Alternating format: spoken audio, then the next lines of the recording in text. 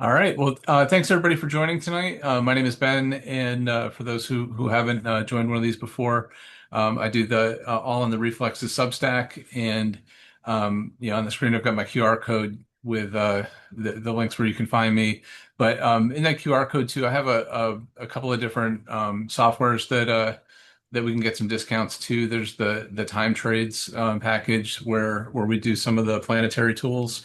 I've got the trading view discount and a discount for CoiFin. So if you guys aren't using those and you'd like to check one out, you can get like a few bucks off of some of them, and I think up to like 10 or 15% for a couple of the others.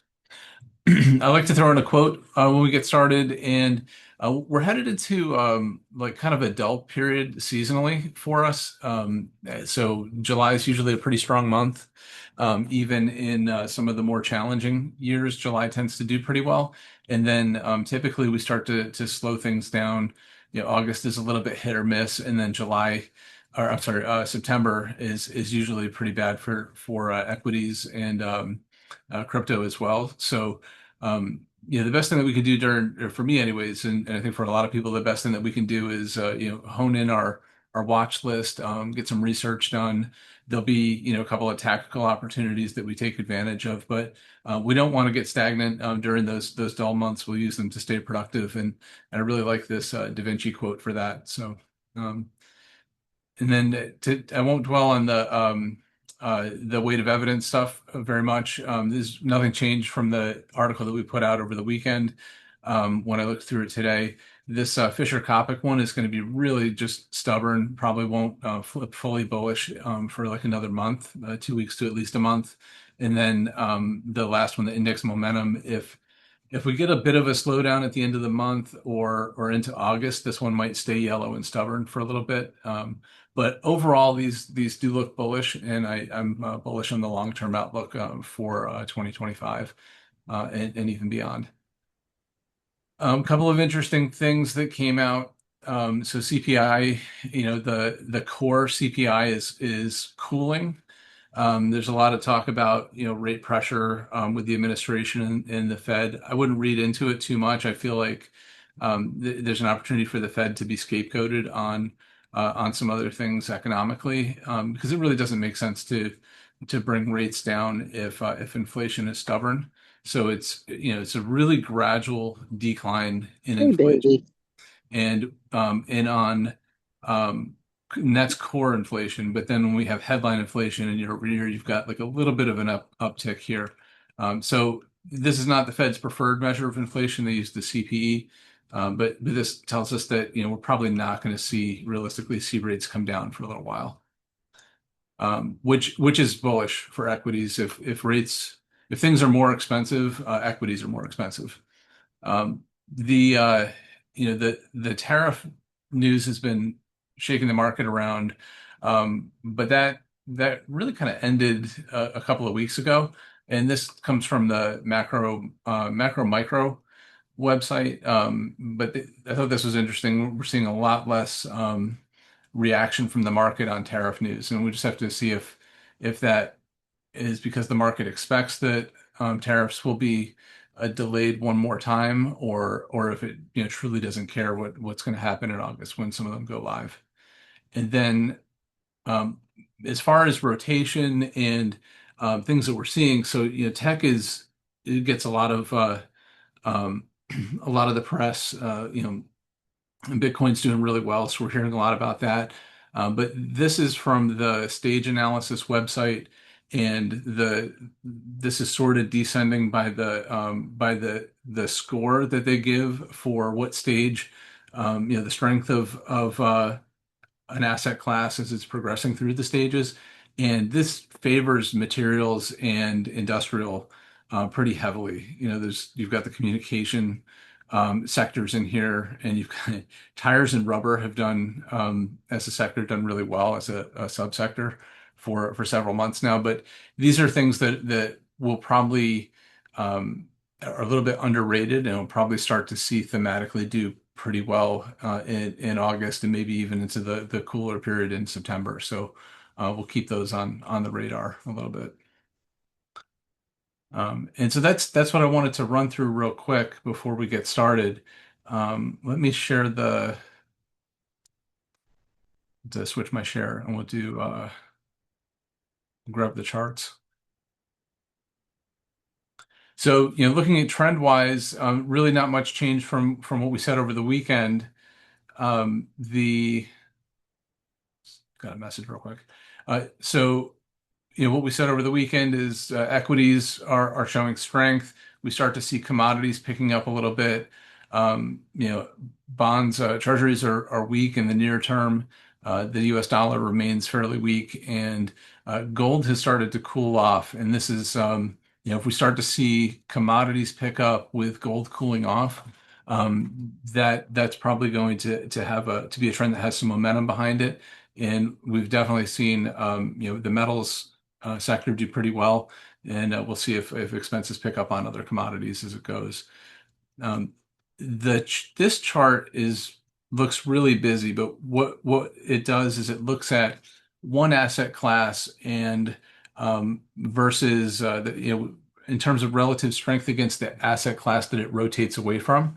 So it's looking at treasuries in relation to the US dollar. It's looking at Bitcoin in relation to stablecoin dominance. It's looking at equities in relation to treasuries and gold in relation to commodities. And so what we can see is exactly what we're seeing in the marketplace. You've got Bitcoin picking up. You've got equities still doing very well. Treasuries rolled over, and so when it's below zero, we're going to expect some further downside on equities, or I'm sorry, on treasuries with this momentum rolling over. Gold is definitely cooling off, which we expected. And while commodities are a little bit positive, they're not above their moving average. So this is not like a bullish uptrend. So thematically, what we should expect to see is continued strength and follow through from crypto and from equities. And these other sectors are still relatively cool. So you've got treasuries cooling off, or in a downtrend, gold cooling off, and we'll have to see if commodities pick up and gain more strength from here.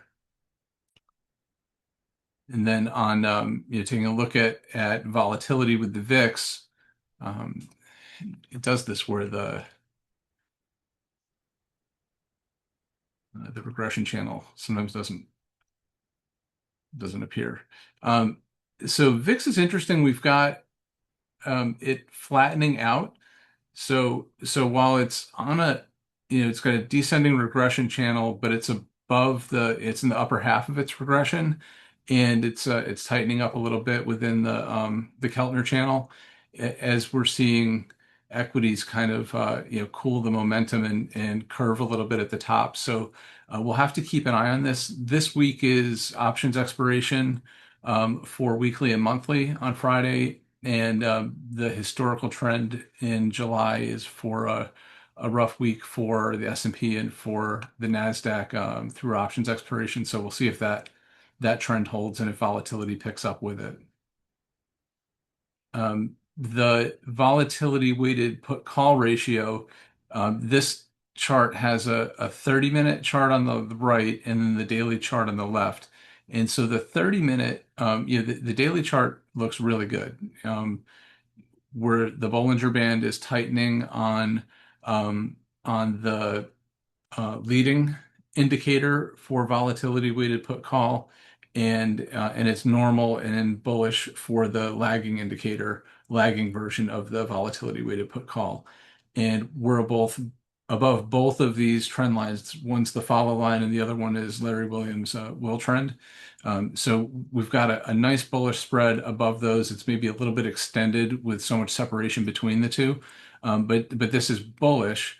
On the 30-minute, we can see a little bit more noise on the 30-minute, and you can get shakeouts here. So I hate to read into it too much, but in the shorter time frame, we've rolled over a little bit, and this implies that we might see a bit of a retrace in the S&P.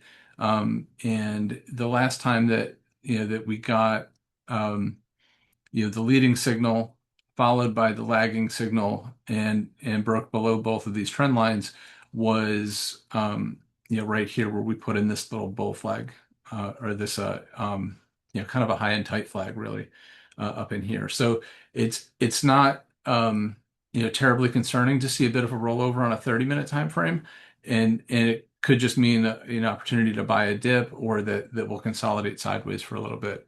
But that's probably the only, really the only bearish thing I have on my radar right now. Other than that, the markets looked bullish and looked pretty strong. Oh, and this is the 10-day rolling average of new highs minus new lows. So the long-term cumulative new highs versus new lows is trending upwards and above its moving average. So that's bullish. This 10-day rolling version of it is breaking below its moving average. And you can see that when that happens, this is obviously the big drawdown, right? But you can see when it rolls over like that, we tend to get little retraces. And even when you're, rolling over and flat, you can get like kind of a choppy experience in the market. So that's probably the second, bearish thing on the radar is that we do have new highs versus new lows cooling off on the shorter time frame, and that could lead to a bit of a retrace.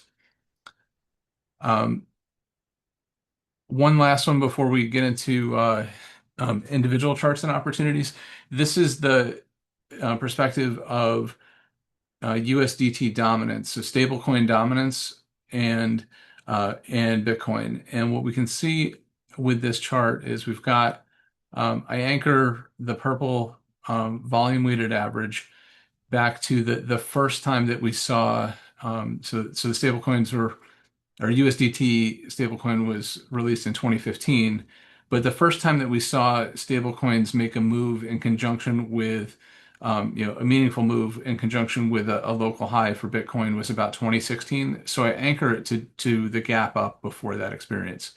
And what we find is every single time that USDT dominance falls below that AVWAP, it coincides with Bitcoin surging to make a material local high.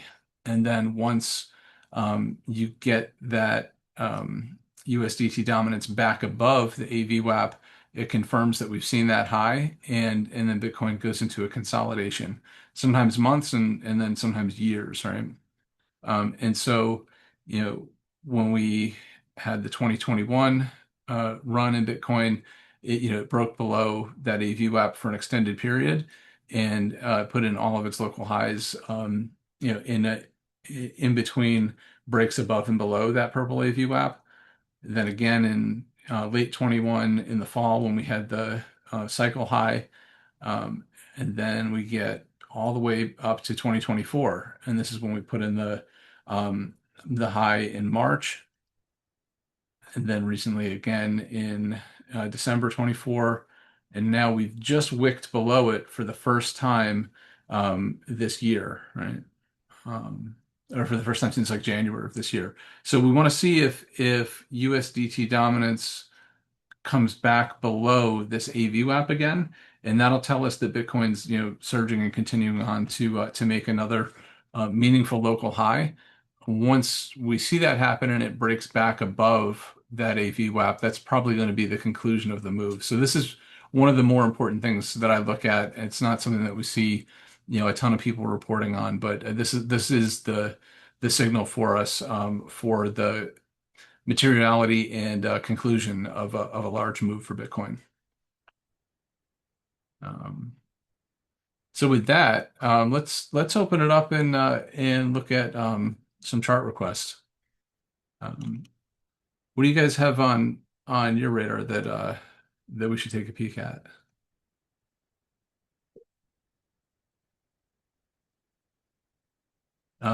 Oh, Mike, yeah, it's Unity software, right? Let me see. I think I have. There it is.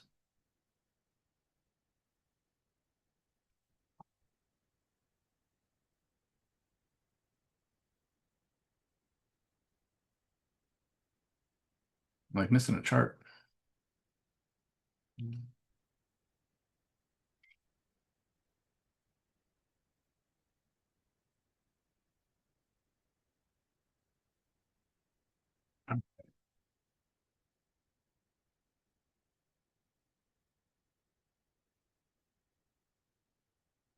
Let's let's take a peek at Unity. So update it slowly.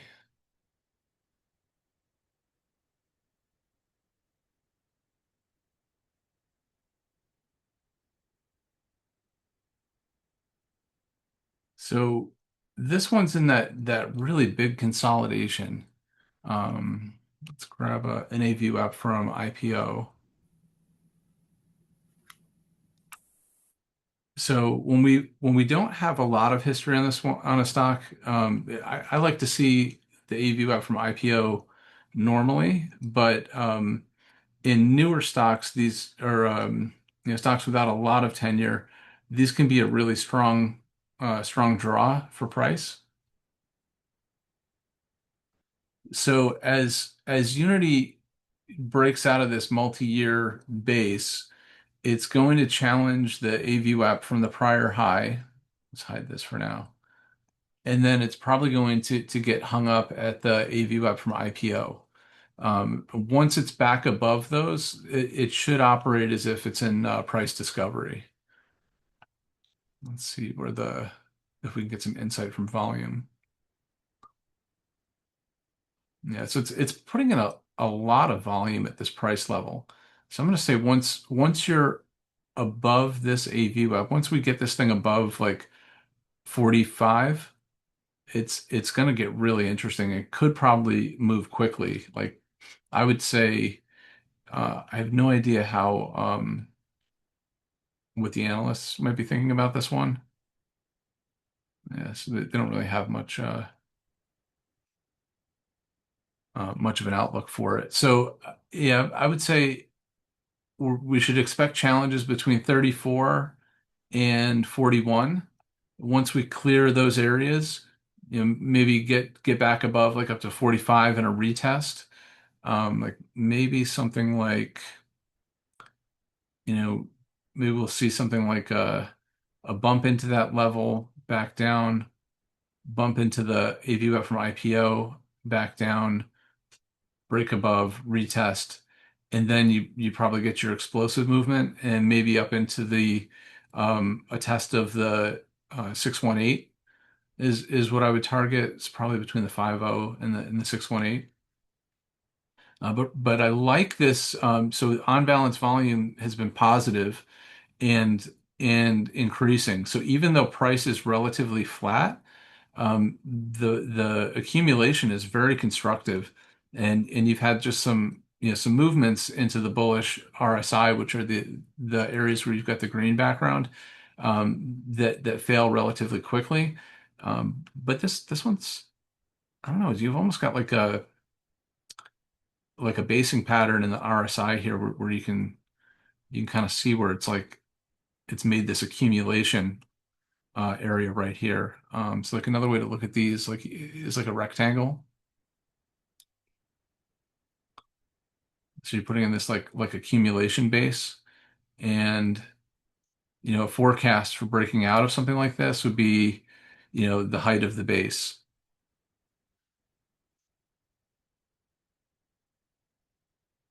maybe like 1.5 times the height of the base, 1.25 times. But so like a proportional move above this basing pattern would take you right up to the 382, which is another area that we sometimes see um, see a bit of a challenge breaking through. Yeah, that one looks pretty good. Um, oops. I'm gonna throw this into a draft in the Substack so we can share the charts with the others tomorrow. So I'll grab a picture of this one. And let's also take a look at it with I think we'll take a look at it with the Cycle app.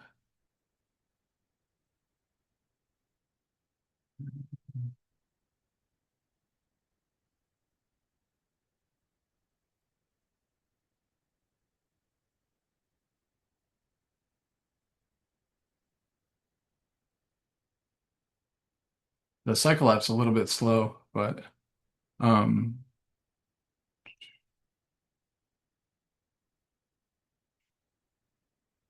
there we go.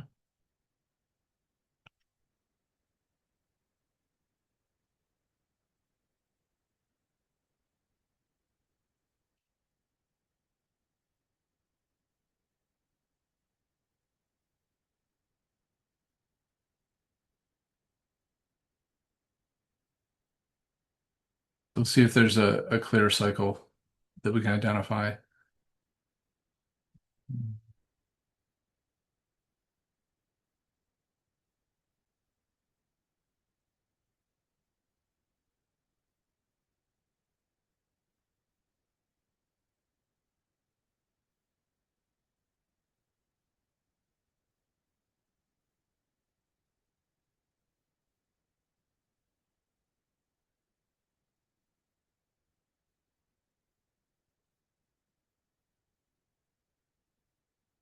Yeah, it's not a very clear cycle on this one, but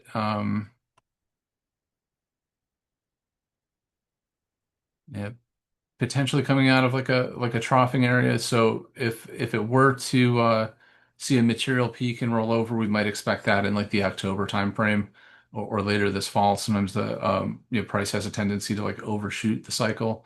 Like you can see this is like right translated where the peak in price comes after the peak in the cycle. This is a relatively weak correlation. So I'm going to say that yeah, cycle app's not going to be much help on Unity. But let's try it um, with CIFR. So, mining. Yeah, this one's been on fire. So these mining stocks have just been awesome. Um, so I've got a short list of a few of them that I'm in, and I've not gotten involved with this one yet. Let's see. Let's see if I had any others identified. So definitely in the bullish zone on RSI. You've broken above this large consolidation territory in here in like the 4 to 450 range, and you're back above like another volume shelf over here. So if we were to forecast it, I would take it from the momentum crossover to the low, and so you've I'm surprised it hasn't gotten back up to like 670 yet. But this area, up here between 677 and 732, when it gets into this territory, I would expect it to have a bit of a challenge, probably consolidate sideways for a little bit, maybe even get like a dip back down, which is probably going to be like a good reaccumulation opportunity. So like, and then it should break through. And if it's going to make a move up above the base, it'll probably, move sideways in this in between the 1272 and the 1414 on its way to that path. And just we'll take an AV web from the all-time high. I thought I had this chart updated. So I've seen it pop up so much.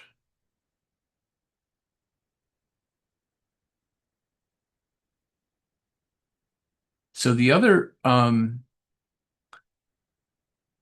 thing that's interesting is this is considered a high and tight flag. Um, and it hasn't done well on high and tight flags except for this time in October 2024. But basically, you get a move that's like a minimum of like a 50% gain within less than 2 months, and then it puts in a very brief consolidation. So you've got this flagging pattern. Um, let's grab the range tool. So you've got a flagpole that goes from the low to the top of the flag. You get um, like a downward consolidation,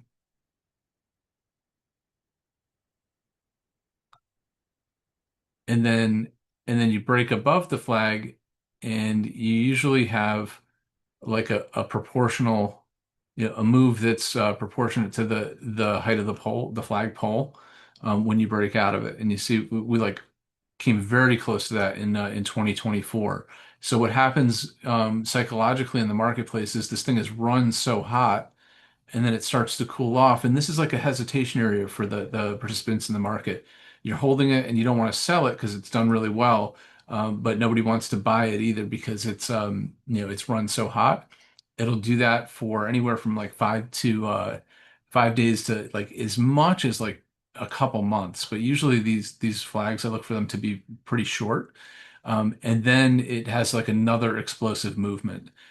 So I set up this indicator to just draw a green arrow above times that we see one, and you've got a high and tight flag, right here. So the way that I would forecast, um, I do it a bit more conservatively. I think, the right way to do it would be to like anchor it like maybe even probably down here. Some people might be more aggressive and anchor a bit lower, but um, these are such massive moves when you get out of high and tight flags that I'm generally not. You're already going to do pretty well, so I'm usually a bit more conservative about them. But I would look for, um, so I would say even like let's scrap this consolidation. Let's be open to the possibility of a consolidation in this area because that's something that's normal price behavior. But because we've got the high and tight flag, um, I would say let's wait for a break above this flag, maybe a retest, and then your forecast is up to like the 8 to 850 range. And me personally, because high and tight flags have a high probability of a larger move, and you usually don't get the combination of high probability and large move in the same pattern. That's what makes these pretty unique. So I'm comfortable with my system buying a breakout of the flag and the retest. So I would do it in two entries, and then this would forecast to be even if we used like the 168 down here, um, like a 30% move, and you could put the stop below the bottom of the flag, which it hasn't finished forming yet. So it requires a little bit of patience, but I would keep an eye on it and look for it to break above this, descending line, and that's going to be your likely target for it. And it could move pretty quickly. These are pretty fun patterns to get involved with. Yeah, that's a good one. Good Um, analysis, Ben. Thanks. oh, no problem. Um, do let's see what else you guys have on your radar that we should check out? Oh, you know what? Let's try the cycle tool on.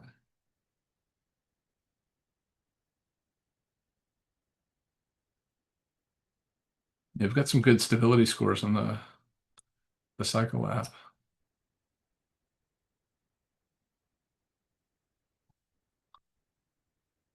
Um,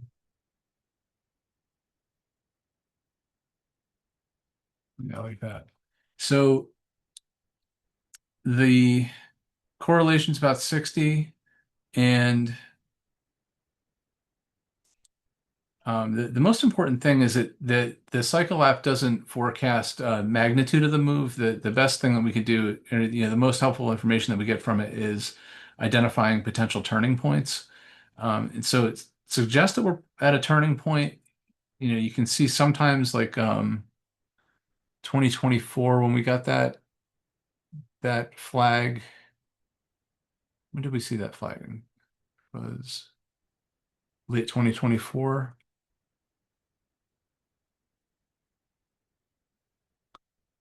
So that would have been, yeah, that would have been right here.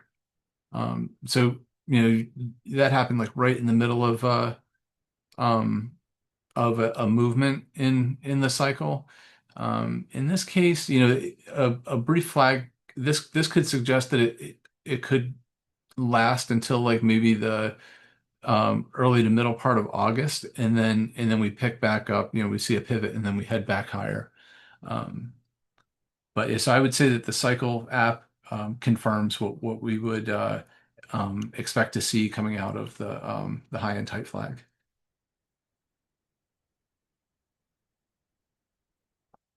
And then silver. Silver is interesting because we look at um, this will take a little while to populate. But if we look at the asset classes from a cycle calculation perspective that are potentially topping and fatigued, you've got yeah, I find that this tool can sometimes be bearish of things that are in uptrends and bullish of things that are in downtrends. Um, because that's what the composite formulas for moving averages can do sometimes. But um, silver miners, so junior miners are a little bit fatigued. Um, we've seen platinum make a huge run and palladium as well. So some of those base metals and silver is a precious metal, but some of the industrial metals and things are probably getting a little bit crowded. But let's take a look at the chart itself, and then I'll also pull up the cycle. So on silver, this hit my target. So I'm pretty much out of silver. I had some options contracts that I was still in that I closed because they expired this week. That one.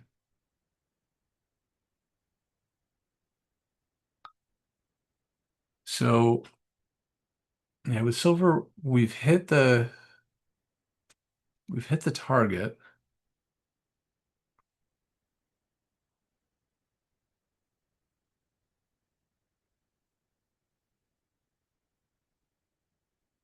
It's almost like a multi-year cup and handle. So I'd say from a measured move,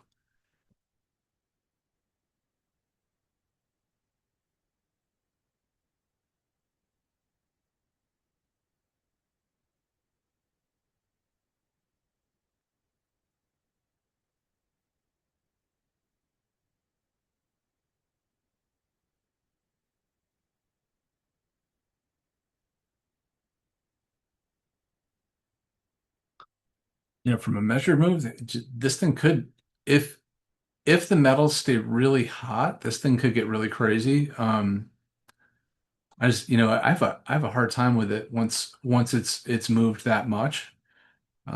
So you've got this could be like a middle of a wave three. This is a pretty strong time period for silver seasonally as well for the metals in general. Let's try.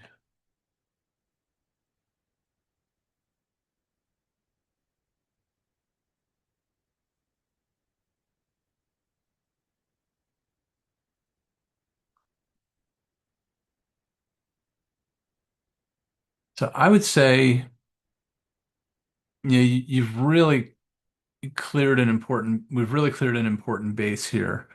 Um, and it's very possible um, that we see continuation. If so, probably get hung up somewhere in this 38 to 41 range is where we would start to see some more consolidation. You've got, a little bit of historical volume pressure there. It's not, not as significant as this base that we've built on the way up. And that's very close to the prior all-time high, which I usually use red for. But I've said this a couple of times when we on some of the other calls, but you get these um, AVWAPs from the prior all-time highs like this, and once you clear them successfully, something can move as if it's in price discovery. And in this case, we might see that with silver. So I would say if it's continuing higher, the next area that we would see a challenge for price would be between 38 and 41. And then once that level is cleared, we could be setting up a target for the 1.618 up to the 200% extension up to 54. So again, which I'm always supposed to say on these calls is all educational and not a forecast or a prediction. But this is a scenario that we want to be able to have ourselves prepared for. And unbalanced volume is also confirming this big multi-year cup and handle. So I've probably exited my silver positions too aggressively. And now I'm starting to rethink that. Grab a screenshot of that. And then from a cycle standpoint, yeah, you've got like so these stability scores when they're as high as zero point 0.9, like that's a very strong match. It means that the cycle the calculated cycle is going to be a strong fit for the for price.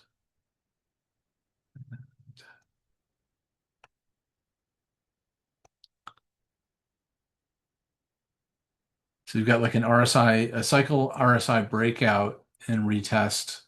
Yeah, so it could be like a brief turning point, but I would say, um, if we get a retrace into the early part of August, that's probably a buying opportunity for a continuation scenario. That looks really good.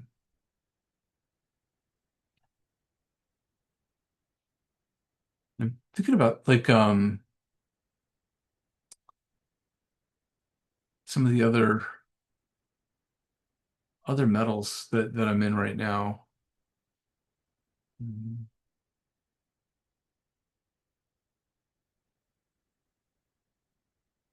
So I really like this is one that I saw a high and tight flag on over the weekend. CDE is so a lot of these like smaller mining companies, junior miners, ones that mine more than one industrial metal that are in the US. I think everybody saw MP really kill it this week. Hide some of the noise on here with this massive movement. So they're domestic option for rare earth, and that blew way through the forecast up here. And I think we'll start to see a lot of the metals miners do that as well. SCCO is one that we looked at a while back. I think this one will have some tariff pressure on it, and then um, this is one that I'm pretty big on. SBSW Stillwater. Um, this one does palladium and I think palladium and aluminum.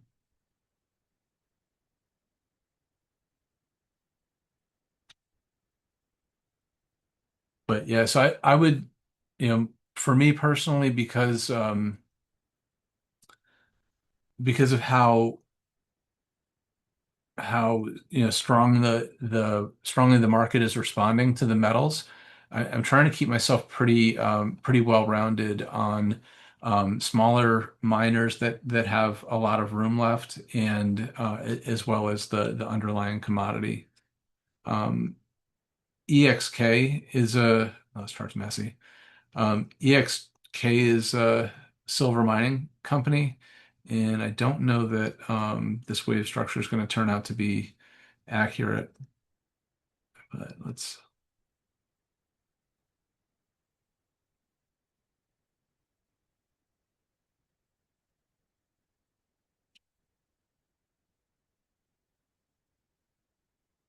this one hit my target a while ago, but now again, like this is very similar to the SLV chart that we just had on the screen and had turn the high and tight flag off. So this hit target, now you've got that multi-year cup and base, cup and handle. So it's breaking above that, and it's starting to consolidate in that more localized anchor of the fib. So it's consolidated, it's stuck in between the 1272 and the 1414.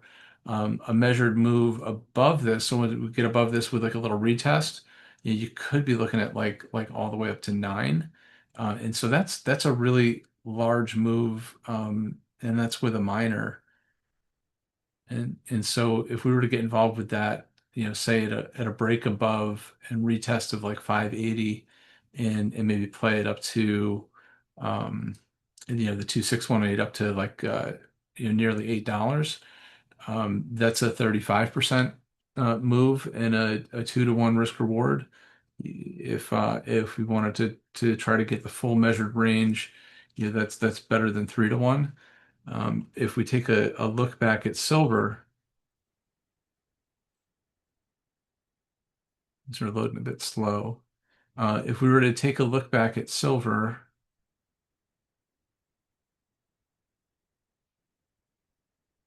a move all the way up into this extension is about 30% and a 2 to 1. So it's still like that's an awesome opportunity, but the point is that we can do pretty well on the small miners as well.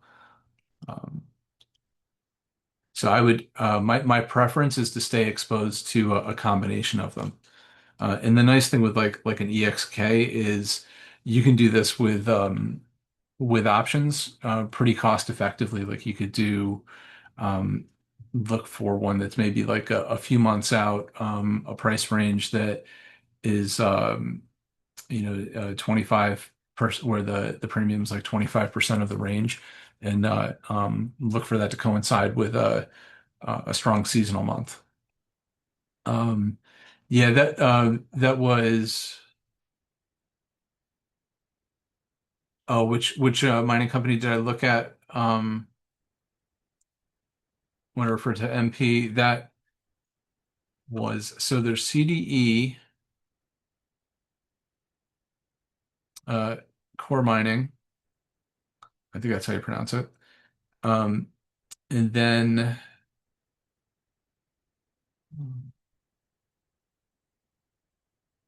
I'm not as big on SCCO right now just because of the import-export issues. I'm still in it, but I would not like normally if I'm in something I feel high conviction about it when it comes back for this retest.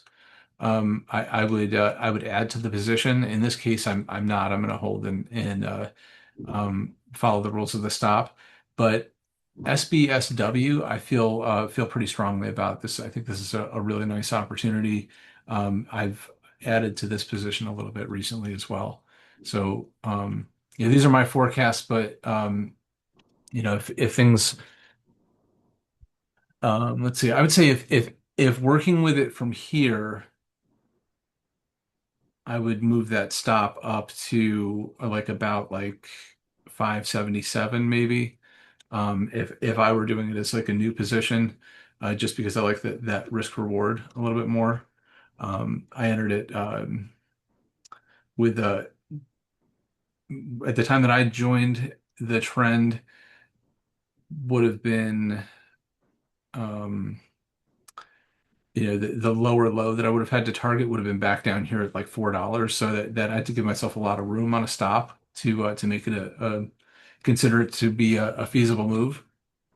But yeah, so I like this one and CSTM is if we start to see some emphasis on aluminum, um, this is a good opportunity for that. This one is not done as well as the miners that do platinum and palladium as well. But what we've seen is the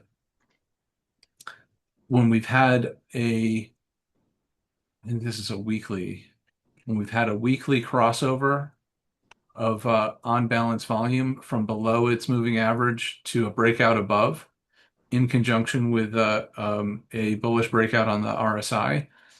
That's led to a pretty strong move in CSTM, and so we've just had that earlier this year, and it's just had a weekly bullish crossover on RSI.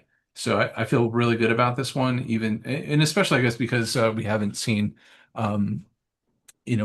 much media discussion about industrial metals yet. It's all been about gold and silver.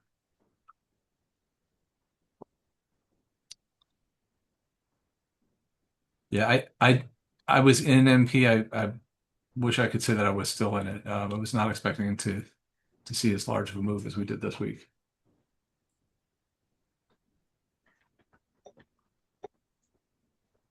I know our friend Eve could not make it onto the call tonight, and he had a request to take a look at.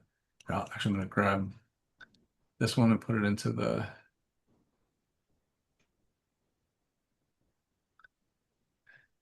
into our update for tomorrow. I'll grab the XK as well.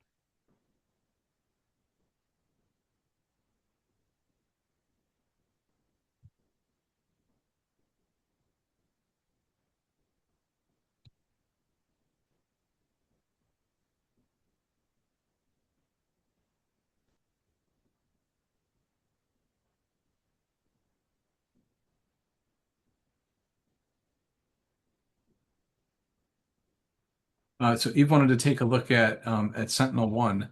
So oh, I forgot that I did a whole bunch of cycle crap on this. So let's take a look at Sentinel-1. And um, I'm not, I'm gonna turn some of the drawings off for now. Take the volume off. So Sentinel-1, I'm not as wild about the look of this chart right now. This is a very strong downtrend. Um, on the weekly, we've got kind of a squeeze in the RSI between its faster and slower moving average. The faster moving average is curling upwards. So this could be, you know, on its way to a recovery and a breakout. You've got a case for this lengthy multi-year base and probably a handle pattern that's going to finish that could take us to maybe the end of the year. So I wouldn't think that we have to do anything like aggressively with this, but this would have actually looked like um, a cup and handle, and I have to turn the drawings back on to do this, but one thing that's important to keep in mind with like classic chart patterns is AVWAPs tell us what's really happening with sentiment, and the pattern is like kind of a guideline. It's a throwback to times that a period when we would not have had the same automated measuring tools that we have right now. But I'll clear some of these out of the way. So so what when we look at like a basing pattern and like a cup handle, we take that measured forecast from the bottom to like so people take it all the way to the top of the pattern. I like to forecast it from where we would have to break out of volume to do something. So so when I do my forecast, I'm looking at where it's going to launch from, and it would have to launch from the top of this volume shelf. And so that would be our forecast to get from Sentinel-1 to a breakout above $28 to 47. And that's what we would have been looking for back here in December 2024. But one thing that happens is a failed bullish move becomes a strong bearish move, and so when that pattern fails, we can assume that the same measurement that we would use to forecast did I do that wrong? So the same measure that we would use to forecast the potential for the move above now becomes the forecast for the breakdown below. So it's not to say that this is going to go all the way down to $10.80, but that's the potential from a failed bullish setup, which is what we would have had here. So hopefully it's not running that far south for us, but we'll have to see. This should be strong support for it, but thematically, what I like about this is when we take a look at close some of these that we don't need. When we take a look at seasonality, very few things do well in August. August is a pretty rough month. And then very few things do well in September. So month of August, is relatively neutral for the S&P. September, negative 0.6. and finishes positive 55% of the time over the past 20 years. Most sectors, look like that or worse, but cybersecurity looks pretty good in August. Finished positive 70% of the time with an average of a 1% return. That's not great, but for the boring summer months, that's actually pretty good. So cyber is the other um, large cybersecurity ETF. That one's finished positive 80% of the time. These things are only 10 years old, so there's not quite as much history. 10 is enough for me to consider seasonality. And the cyber ETF is finished so positive 80% of the time in August with a average 1.5% return. The thing to be aware of is that they do have a pretty rough September, and both of these did. Now the composition of each of these ETFs is pretty different, which explains why they perform so differently. But so Sentinel One would fall into that group with us. But I also like um, so we've got CrowdStrike has had some strong performance in August. Um, and we could take a look at Fortinet as well. So let's say take one more look at the daily for Sentinel One.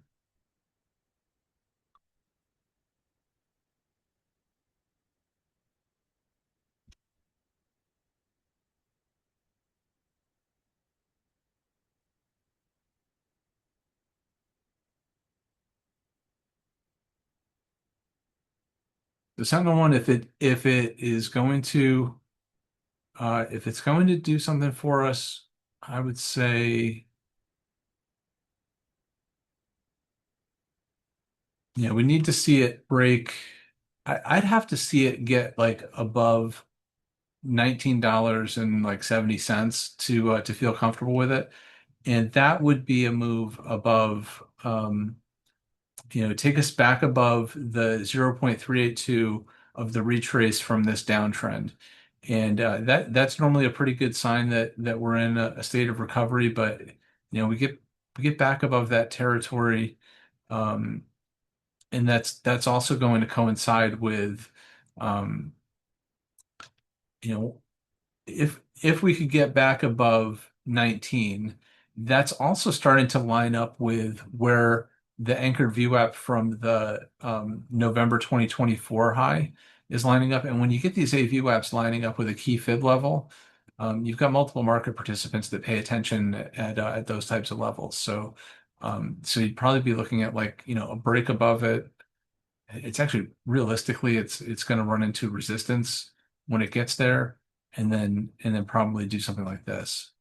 So you'll see like probably something that confuses the market where you get like you've got a combination of a higher low and a lower high, and this is why we know it's not a fifth wave because it's you don't get a triangle or not going to be a five-wave impulse up from this point because you don't get like triangular consolidations in a wave two.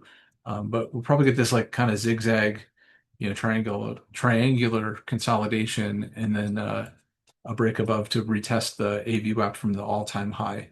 Um, so I'd say if you get above 19, maybe that's an opportunity for 12% move. I'd go like maybe like a full ATR below it. Yeah, so maybe a 12% move before it runs into trouble again.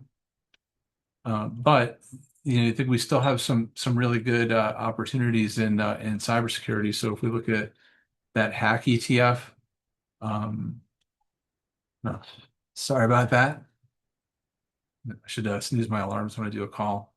Um, so we've got a break above and a retest of this base, and so we have to see if this holds.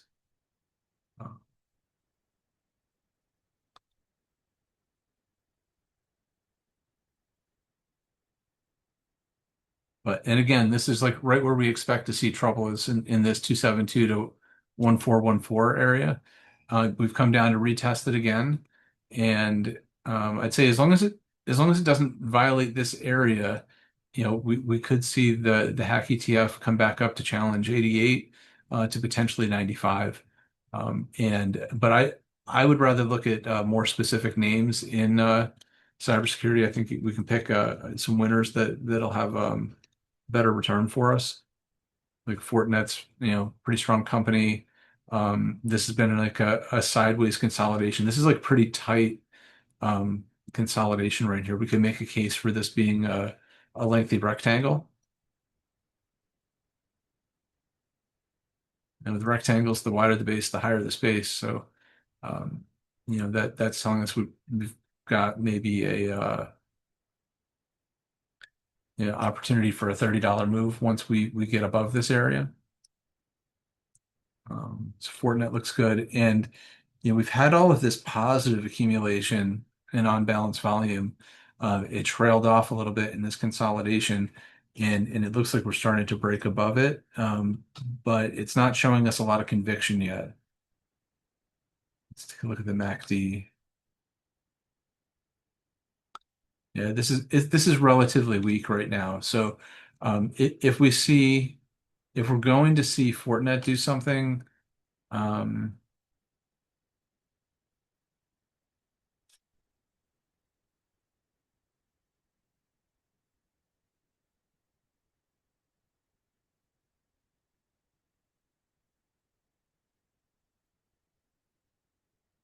yeah, I think we want to see a breakout in a momentum indicator before being convinced of a move.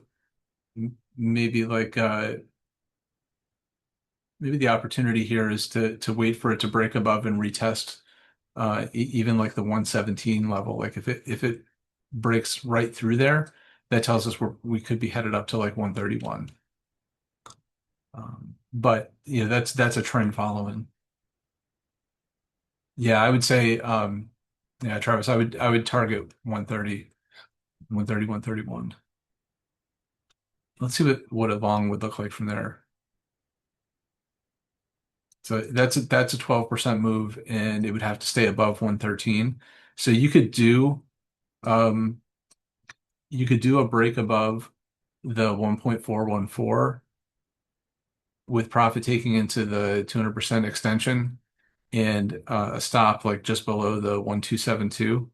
Maybe even like ATR is pretty tight for this stock, so about like 109 maybe. So it's still like a 2 to 1. I'd prefer like a 3 to 1 or 4 to 1 setup, but given the seasonality and the importance on cybersecurity, this could be a faster moving opportunity. And then let's take a look at CrowdStrike.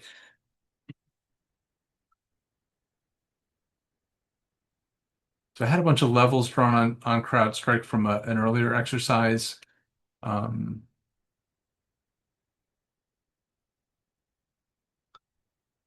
This one, made my target at the 1618. So it probably comes back down for a bit of a retest. That one.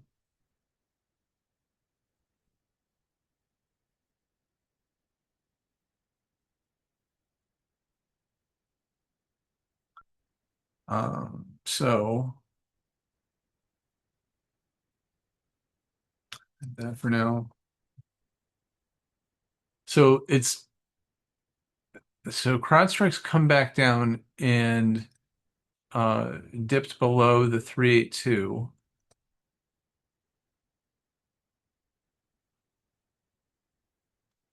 right down to the 50% point.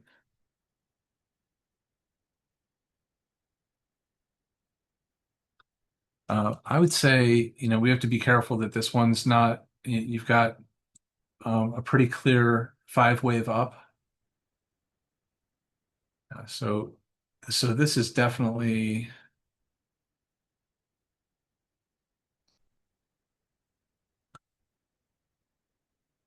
wave one fell, right on that 140, 144 time zone. Um, maybe we get, it's almost like maybe we have an issue with CrowdStrike for a little bit. Um, So possibly like a three wave down that, if it comes up and fails at 493, then we're probably looking at a move down to 435 potentially. I would be surprised if it got that far down.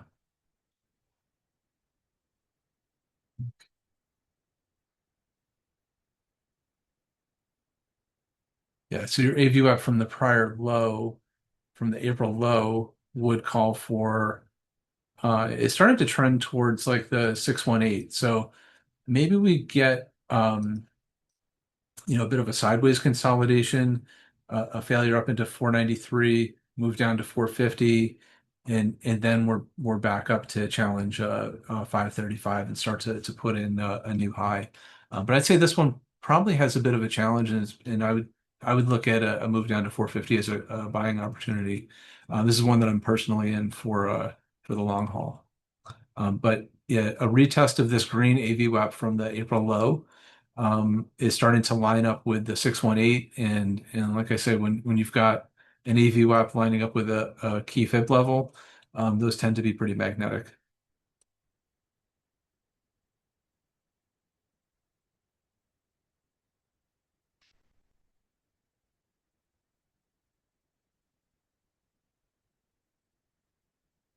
I'll grab that picture of Fortinet real quick. And then what else do you guys have on your radar that we should take a look at?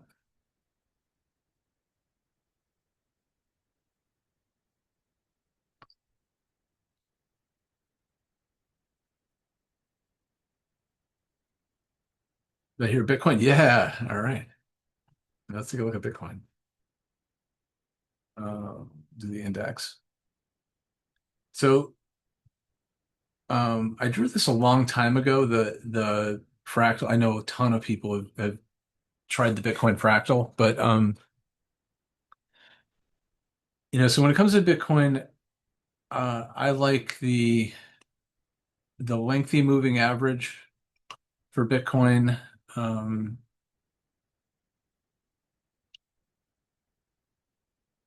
so here we're using the thicker line is going to be the 325-day moving average, and then there's a 188. But we can see that this. Let's just look at the 325. So with Bitcoin, when it's comes down and tests this 325-day moving average, when it's above this 325 moving average and that moving average is upward sloped, that's very bullish and you get these massive moves. Once it's below, failing into it and the moving average rolls over, we're now into like an extended consolidation. This 325 moving average has stayed, very gradually sloped. Like, I mean, I can't really call it a 45-degree angle because this isn't a locked ratio on the screen, but it's been a very steady and gradual slope. And we've had, three tests of it over the last 2 years. So, really impressive move from Bitcoin. This 325 moving average is why I stayed in it when we came down and tested in April. This was not a selling event for me. I did sell based on my KST system, and unfortunately, that was a system that was shaken out for the first time since I've been using it. But so Bitcoin's showing a lot of strength here. We've got, if we were to take like a measured move, we're only about 50% of the way through it in this movement. New all-time highs for Bitcoin tend to be as frustrating as they are rewarding. So it may not make a full, a full measured move in its first attempt. But this also has the look of a high and tight flag as well. Um, Particularly if we look at it on like the 4 hour. But looking at the fractal, um, the environment that we're in right now is very different than the 2021 top. But this fractal came in and behaved with that 325-day moving average in a way that I wanted to pay attention to. So I made a copy of this price action and brought it over here, and I did that, earlier in the year. and it's just uncanny the way that it's followed it. So that's not a prediction. I don't think that it's actually going to peak here and then start trailing down. I think that well, this does take us into like August, so I do think we'll see a local high in August and then some seasonal weakness in September. But I don't think that it's going to follow like a lengthy consolidation from that point forward. Um, I'm going to pull up the Coinbase chart of this one. So using a GAN box with it, this is an area that we identified for a transition. So this is the 961 and the GAN timeline, taking that from a calendar date, so not the planetary tools. Um, it would be normal to see a bit of a pullback here. It came down to test the 382, and so I took, this Fibonacci extension is anchored to the RSI crossover from the end of June. And a retest of the 382 is always a buy for me in an uptrend. So even though I've got a pretty heavy Bitcoin allocation, I did take profit into the extension and did a small trading allocation at 117. The you know this transition period in between the 14th and the 23rd, I think we need to see if it comes back below a descending angle in these GAN boxes. That tells us that we're going to consolidate down, probably put in like a rounded pattern all the way through September. If it stays on the inclining in the ascending angle in the GAN box, we probably get, a little bit of like a frustrating cone shape in between here and maybe like 128. And then we make a more decisive move coming out of that. But I think this is, again, when we talked about those high and tight flags, it's very similar to a high and tight flag forming here.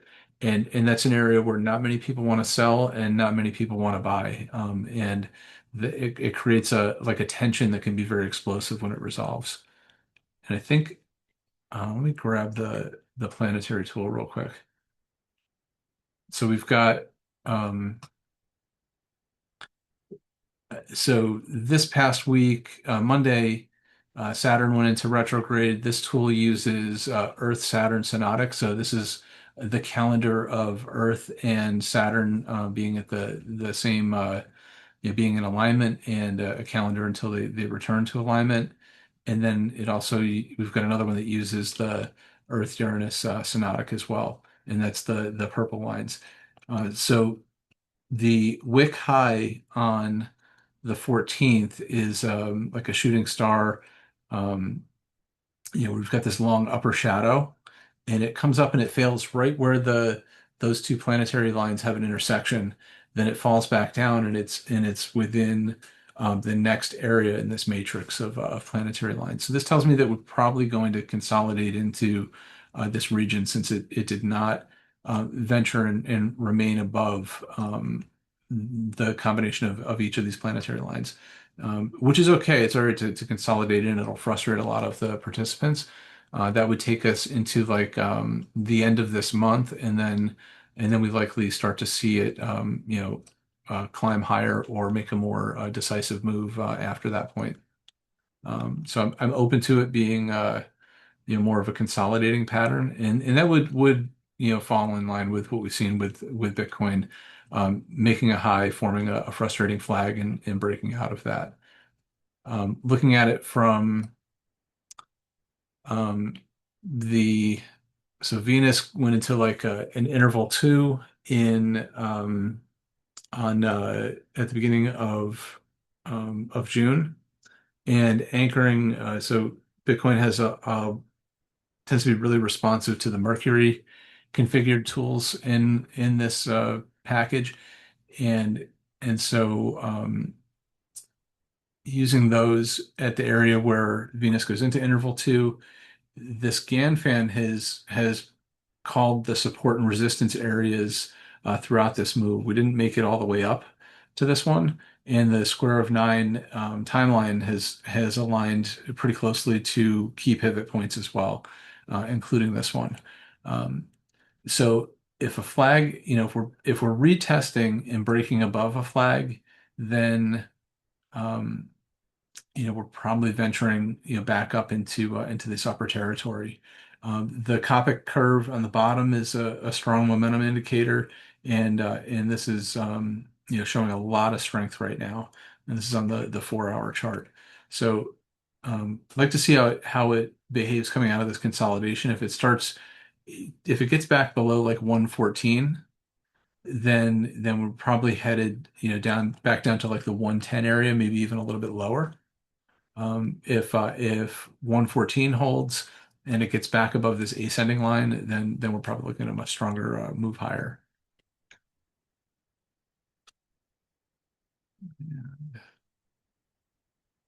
ETN.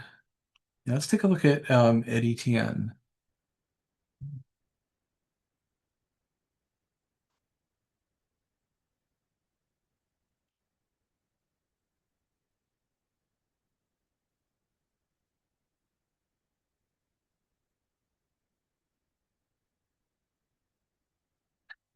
I appreciate that. Jarvis, the planetary tools, you have to have a pretty open mind to start getting into them. When I first started getting into them, it was really more out of like amusement, and then I started to notice that the people that are really strong in that space, they're very even keeled. They tend to be very calm about what they're seeing in the market, and other spaces you have like people getting really stressed and freaking out, and they get really toxic and attack each other about their interpretations of trends and charts, and I just don't see a lot as much of that in the financial astrology part of this game. But what I would see is that sometimes they would have a lot of confluence with something that I was seeing on other charts. And one of the things that I learned is that confluence of multiple methods usually means you're at an important turning point. And so that started to get my attention to it more and more. And now I'm using those tools pretty frequently. So Eaton, I do think that we're um, in a really interesting place with industrials right now. So let's start with a look at XLI. XLI has been one of the stronger sectors over the past week. I think utilities did well last week, but XLI was one that made a bullish weekly crossover on the RSI with positive movement above the moving average and on balance volume. And so that prompts us to take a look under the hood at the rest of the sector. So um, I had like there was one that I highlighted last week. You've got these movements where you're breaking above and retesting, and we've got a potential higher range. So I like that move with PNR. Eaton's one that I haven't taken a look at in a little while.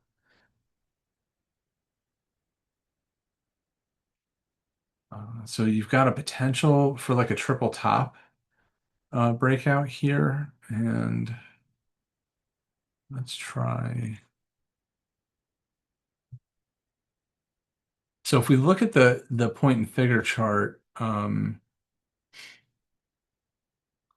you've got an ascending triple top breakout. So the point and figure takes time out of the equation, and it just does like, um, it just looks at equal increments of price movements either up or down.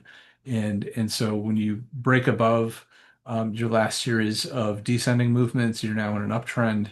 And when you break below that uptrend, you're now in a downtrend. And so you can use um, trend lines with it to confirm your movements. And the nice thing about the stock charts tool gives you the pattern recognition automatically. These are, if anybody wants to use this and use my settings, take a screenshot here. But I always use percentage, 3 for a reversal of 1% for the box percent, and then I look for trend lines and reversal marker and color columns. But the so Eaton's got a triple top breakout. I don't like to use these patterns by themselves, but to use them in conjunction with other things that we see on the chart can give us a little more clarity. So this one looks like it's moving in a sideways consolidation with time as a factor in the analysis, and then the point and figure takes time out of the equation and tells us specifically what price is doing. So it's back above the AVWAP from the January high, and it's had a clear separation from the AView up from the low in April. And so this is almost a case for a triple top breakout in price. You've got the higher high in November from the prior high in May 24, and now we're going to re-challenge that. Take a look at the daily. Oh, so on the weekly, we've got a bullish breakout or a bullish crossover on RSI. Um, it's still kind of trapped below a descending moving average for on balance volume. So we don't have enough commitment with volume on a weekly basis, which calls into question the level of institutional participation. So let's take a look at the daily. You've got a break above the moving average on the daily and a retest. That's pretty good. And it shook off this bearish divergence in RSI, and you've got the fast moving average above the slow. So this looks like a pretty good breakout. I'm going to say we take a forecast from the momentum crossover to the low.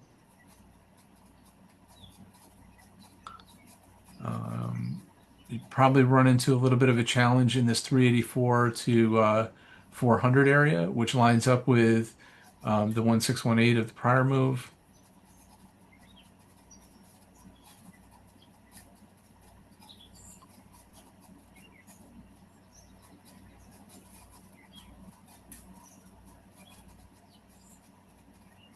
Yeah, I would say if I were personally to do this one, I would look for it to I would look for it to get up into this 384, 401 and like retest the top of this base again, and then probably make a move. The 445 to 471 area would be where I would target it just from a technical standpoint.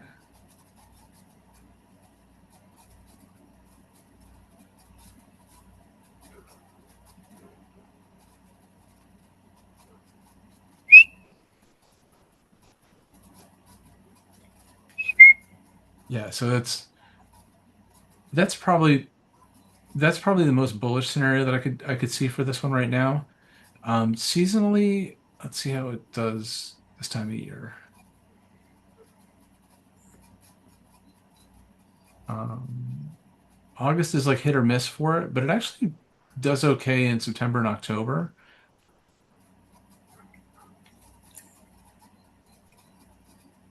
similar to cat.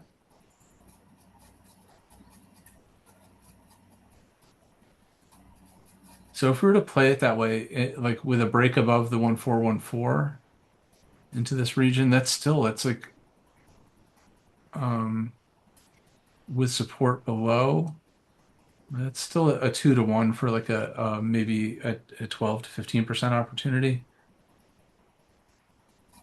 So it's not super compelling, but I know this is a good company to be in, long term. They're pretty um, fundamentally pretty strong.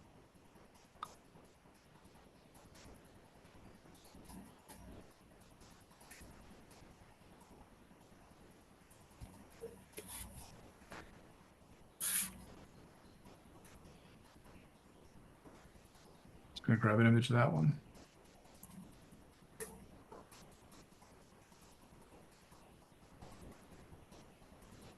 Yeah, good.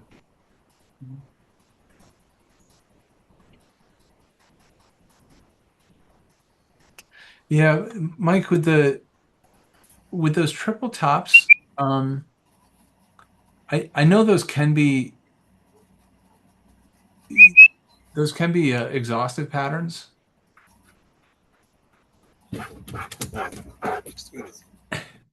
The if it, I would say like the clue for us will be in this 1272 to 141.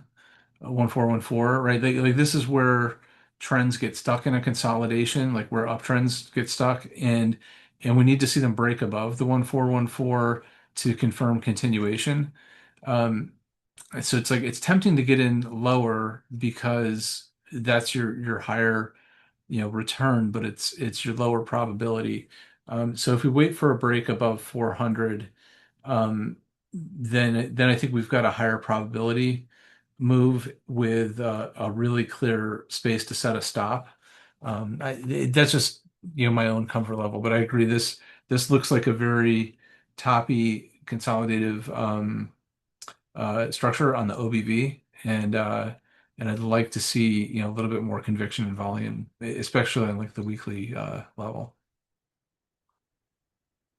Yeah, as far as taking profits on it, I know a lot of people with companies like this want to hold them without worrying about profit, and that's not my style at all.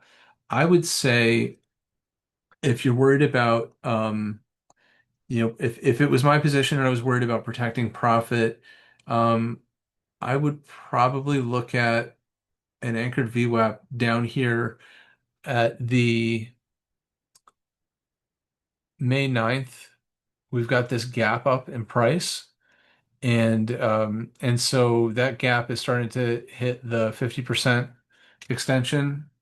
Um, so I would say if you get that's a lot of room, right? So it's like $40 in that'd be like a 12% drawdown. So um I'd this AV web's starting to catch up with the 382. I'd say if you're breaking below the 382, that's where I'm going to start taking some profit off the table, and then prepare myself for like a test of a lower level of support. Um, but yeah, I'd say that this is probably a critical support area for an uptrend is right here, this 382 to 50% extension, particularly because we've got an AV up from a gap moving right into it.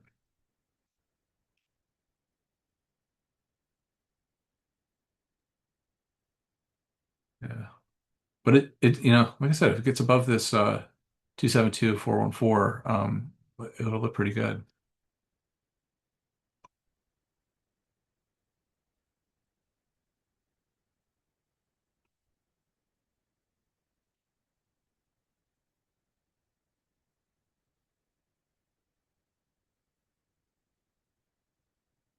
Have you guys checked out any of the drone companies this week?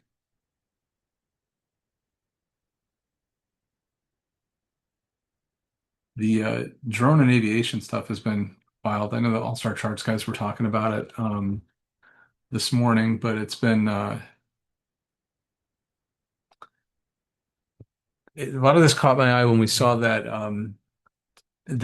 Ukraine attack against Russia with the drones hidden in the trucks, and it just became very clear that the countries are going to start to put a lot of emphasis on that as part of their defense and military operations. I know a lot of jokes are made about the military parade, but when I saw those robotic dogs coming down the street, I'm like, there's definitely an investment in batteries or physical AI that's um, going to require a lot of capital expenditure. So Travis was on earlier, and he had this one pop up on his service, RCAT. Um, so this, I know he had this targeted as a faster move for his process, but I really like the structure of this. You've got, see, I'll do an AV up from IPO. So it came in here and it reclaimed its AV up from IPO, which is always a good sign. It did that right as it made a bullish crossover on the RSI, and now it's come back down to test. Which one is that? From the low. So it's come back and had a successful retest of the AV WAP from the March low, and you've got a series of higher lows that it's put in, and now you've got this, gap above, and it's gapping. Anytime you gap above an area of resistance, that's powerful, right? So, we would always I would always draw these AV WAPs from the prior all-time high, and I expect them to be areas of resistance like we had here and like we had here. But when you gap right over them, and the 786 is usually an area of resistance, so I look for a move above the 786 um, has a high probability of hitting the 1.272, and we can see that's exactly what this did. It gapped through it and then ran right to the 272. So I don't think this move is over, but I'd be hesitant to chase it from right here. Again, this is a normal area for a little bit of consolidation. But I think this name is interesting to keep in mind with the drone companies. There's probably an area where we don't know, who's going to be a winner of the space yet. So Arcat looks interesting. Joby also looks interesting, and I'll turn the high and tight flag indicator on again. So Joby put in this high and tight flag, though I would actually raise it. And it's putting in like a parabolic movement, and we have to wait and see a flag pattern to really truly be able to forecast it. But this indicator only tells me when it sees a flag pole, and then I have to identify the flag afterwards. So Joby looks good. Um, Again, this one's like hitting a forecasted level. So this is why I would look for it to cool off, put in a flag pattern, and then look for a second opportunity, especially since I'm seeing the drone companies get mentioned more broadly. And then you've got Archer Aviation. I've done a lot of options trading with this one. Um, and This is not a drone company, but the satellite company. Again, this is like this actually looks like a really good high and tight flag. So you've got satellite companies haven't gotten much mention recently, and so everybody's attention is turned to drones. That's probably the perfect time to buy one, for me, anyways. So this is actually like a really good looking breakout of a flag. So you've got this break above the AV WAP from the prior high after putting in a flag. I'm actually going to add to this position tomorrow. I like this. See if we have prior examples of it doing that. Yeah, this like did this same kind of proportional movement back here. This one failed. So these are good opportunities, but they're higher probability, but they're not perfect.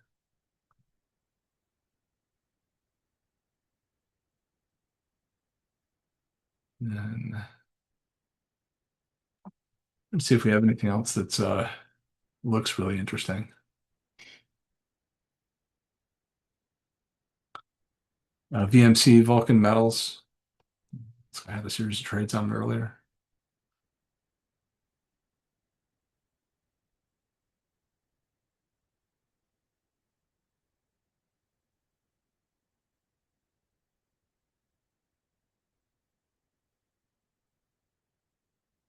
Hmm.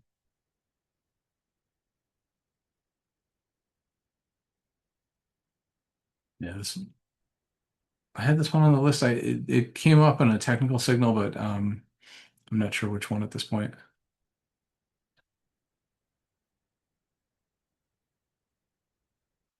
What else is on?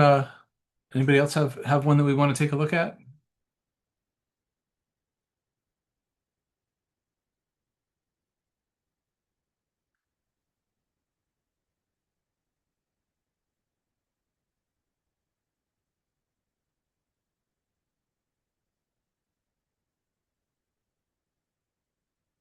This one's almost in keeping with the construction names. Not wild about the lack of recovery in on-balance volume yet.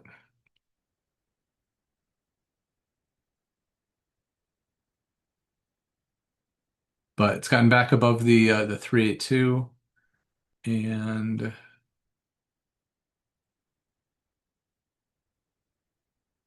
it's reclaimed the AV up from all-time high. Is that the all-time? Yeah. Yeah, so this one could be interesting. It's breaking above the 382. It's above its 34 EMA cloud, and it's got the bullish RSI. So if we see some follow through on this, some volume in the follow through, then I could get pretty bullish on this name. The next level for it, I would probably target like 43, which could be.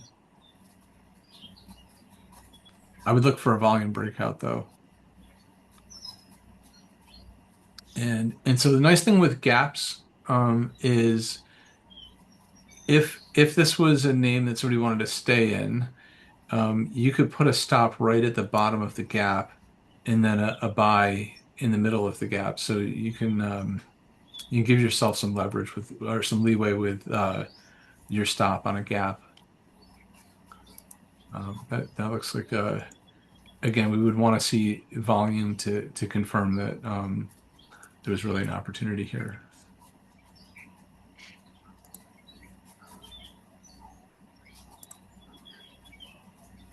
All right. Thanks for joining. I appreciate it.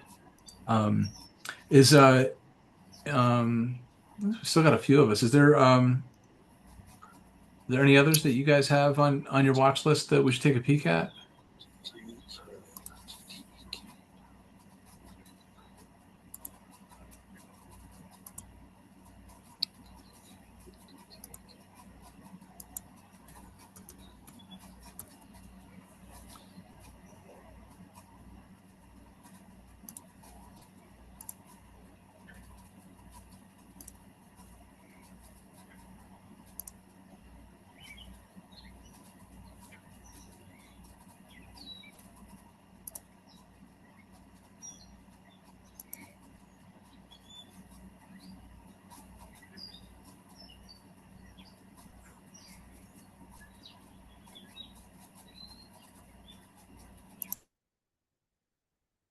See if we can find one more.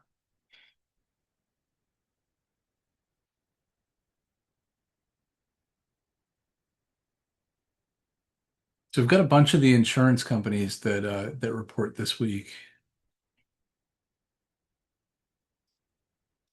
or at least three of the big ones, and then three of the larger banks.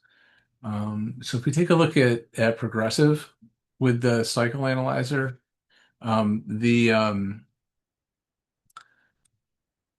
the insurance names have taken a little bit of a beating, and I noticed that on the Earnings Whispers site they talked about how none of the insurance companies in is it KI can't remember what the other insurance ETF is. So but anyways, none of the insurance companies that have reported earnings have gone on to beat the S&P since reporting earnings this past quarter. And you've got like three of the large ones reporting this week. So I'm interested to see how Progressive does. And BRO is another one that that I own and trade on occasion. But the cycle analyzer anticipates a trough in the cycle at this point in time, and it's got a on the cyclic RSI an oversold reading. And so the last time that we were this oversold would have been July 2023, and that's when we put in the low of the past few years. Um, Prior to that would have been the September 2021 low. So the cycle analyzer's done a pretty good job picking the low for us a couple of times, and it looks like it's trying to do that right now. In fact, we're like a little bit past the trough of the cycle, and again, like the directional movements um, can continue past the peak or trough of that direction. So it's possible that it goes on to put in a low a few days from now, or maybe even after earnings are digested. But that's why I've got this one pretty tightly on my radar right now. Um, and we also had that failed bullish breakout, right? And like we said earlier, failed bullish moves are strong bearish moves, and you can see it's come all the way down to uh, a move in proportion to what we would have forecast as um, as the opportunity for a bullish breakout in the past of this failed forecast. So that could be the we could be fairly close to the low of the move um, for insurance companies right now. Let's double check. Yeah, it could even come down to maybe 236 from here, maybe consolidate in between 236 and 230, and then we see the insurance companies start to pick back up. But this could be an opportune time to add to these. Um, I think that's everything that's big on my radar right now. Make sure I didn't. Oh, so the drone companies are catching a bid right now, but I would also keep uh, some of the I would keep lithium on the radar. This is not ready yet, but we just had the um, we just had a bullish weekly crossover in um, in hydrogen this past week, in a bullish crossover and on balance volume. And I'm interested in seeing if we, see the same thing with lithium. And as we get into physical AI and drone, ramping up drone manufacturing, robotics, they're going to need remote power. So you've got gradual declining slope with on balance volume, a series of higher lows in the RSI, and it's flirting with a bullish structure here where it's found support at the faster moving average, broken above the fast and slow, and the faster moving average is crossing over. We could see at least a small uptick, but I would keep lithium on the radar just because when we see these industrial commodity types of things gain popularity, you see what we had back here, right? You've got this lengthy, gradual declining trend, a little fake out, and then boom, we've got this massive uptrend from 2020 into 2021. So that's what we can see with industrial commodities sometimes. So it actually looks very, very similar, right? You can almost do a fractal of it.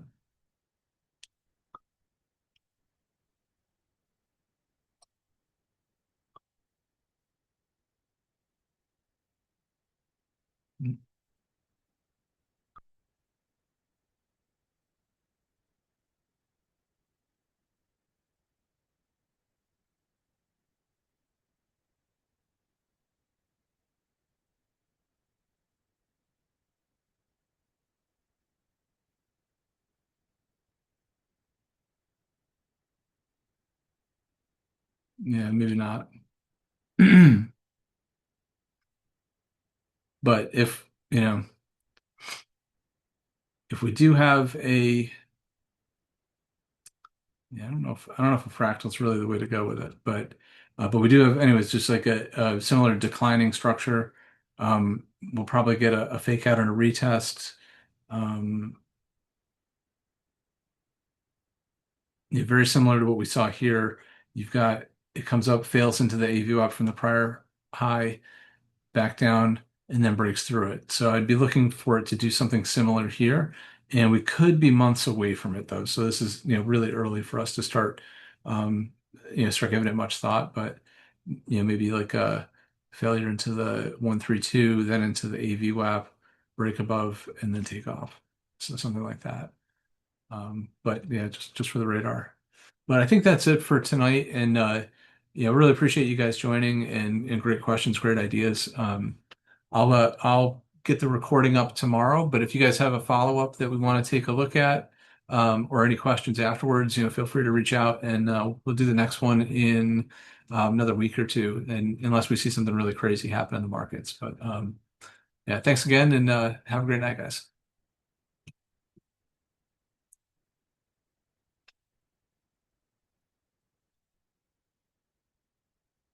Okay. All right, thanks, guys.